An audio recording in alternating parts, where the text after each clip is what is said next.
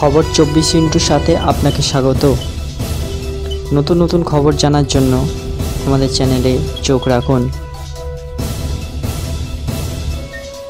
ঘড়ির কাঁটায় ঠিক 12:01 মহাকাশে ফের এক ইতিহাস গড়ল ভারত। গ্রুপ ক্যাপ্টেন শুভাংশু শুক্লার নেতৃত্বে স্পেস এক্স ক্রু ড্রাগন মহাকাশযান পাড়ি দিল মহাকাশে। ফ্লোরিডার নাসার কেনেডি স্পেস সেন্টার থেকে ফ্যালকন 9 রকেটে করে মহাকাশের উদ্দেশ্যে পাড়ি দেন শুভাংশু ও তার টিম। মহাকাশচারী উইং কমান্ডার রাকেশ শর্মার পর শুভাংশু শুক্লাই প্রথম ভারতীয় যিনি মহাকাশে পাড়ি দিলেন।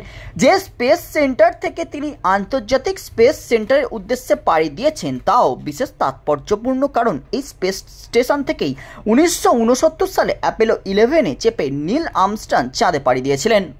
ক্যাপ্টেন শুভাংশু শুক্লার নেতৃত্বে মহাকাশের উদ্দেশ্যে রওনা দিল 4 জনের টিম। সঙ্গে রয়েছেন পোল্যান্ডের স্লাউচ, হাঙ্গেরির টিবর কাপু ও আমেরিকার কমান্ডার পেগি ওয়াইনস্টন।